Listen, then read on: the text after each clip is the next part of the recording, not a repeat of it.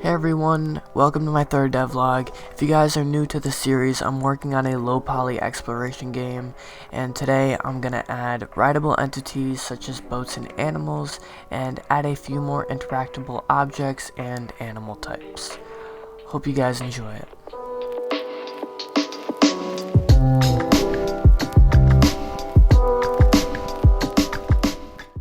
So for the first thing that I really want to talk about is the writable entities. The goal is to create different ways of traveling to make the experience more engaging as the player traverses through the vast world.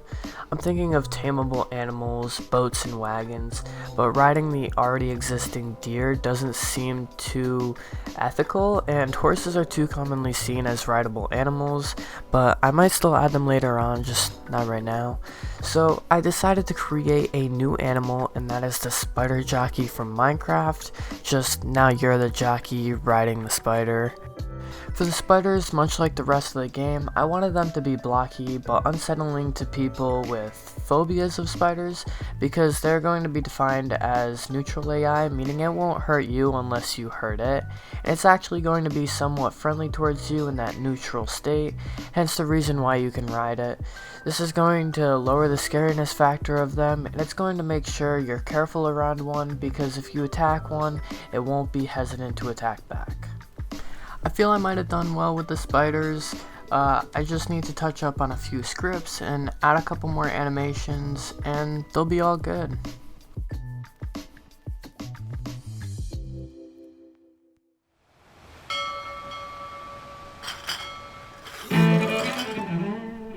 So I'm going to be adding boats, and currently the world is not fit for the boats, so I really need to change it up.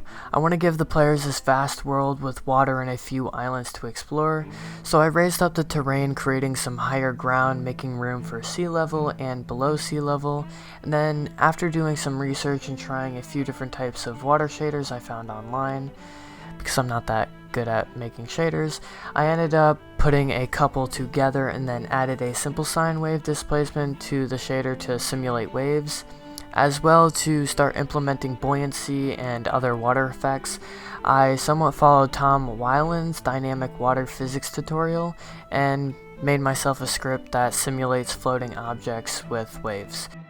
This is a small object within the water. It only uses one point to actually simulate its physics, but when implementing a larger object such as a boat, 4 points will be needed to keep it level and afloat, or else it'll rotate around and wouldn't look too well as a boat.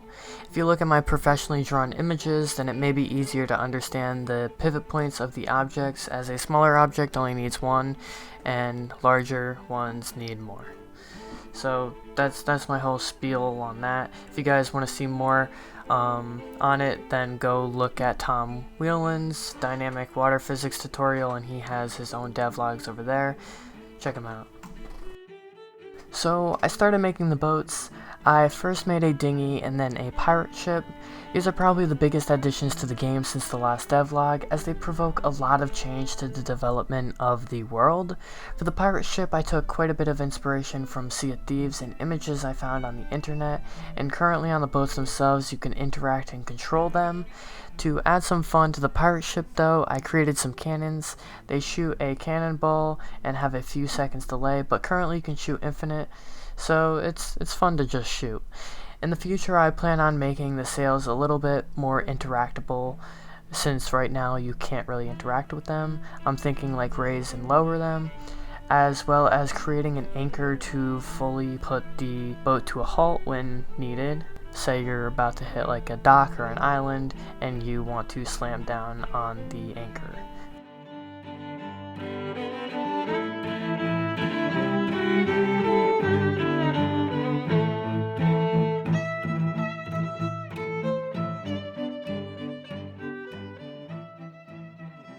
Next for the boats, I created a ladder script that works on a moving boat and on still land, and after a while of climbing these in a T-pose position, I finally made some simple climbing animations to suit the ladders, one for going up, one for being idle, and then for the one going down, I just reverse the one that's going up so then it looks like it's going down. Pretty simple. As well, I made some new outfits so you can really go into character as a pirate or a spider jockey with a new vest and pirate hat, and then the bone armor.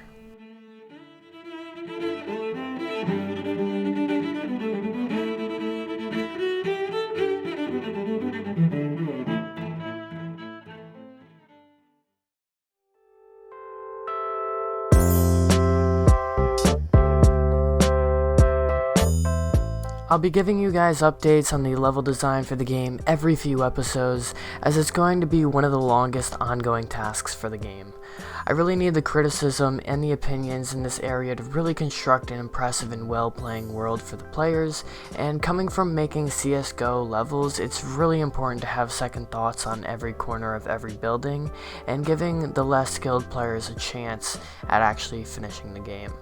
But it's a lot more general in my game, as it'll relate to bosses and how everything plays around the level to keeping the player occupied with something to do. And while exploration is my main objective, I'm also going to have to keep quite a bit away so there's no major spoilers, and there will be sneak peeks and hints, but as of right now I'm generally focusing on the starting and main island, and I'll update you guys along the way on those two. So here's some progress on the visuals of the starting island. The first few story-driven tasks will be here, and a few side quests as well. The island is sort of barren, a few NPCs or villagers will be there, mostly fishers as there's not much to be done around the island. I plan to add some islandy sort of animals to be spawned around as well, like chickens or something.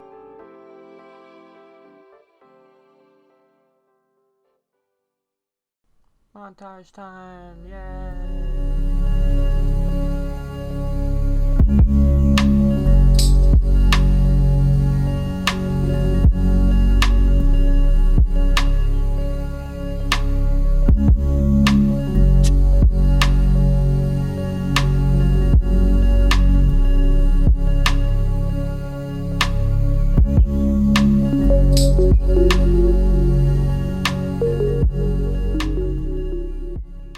So that's going to be all for today. If you guys liked what you saw, please be sure to like the video, and if you guys don't want to be part of the 96.2% of people that haven't subscribed and will probably miss the next upload, then consider subscribing.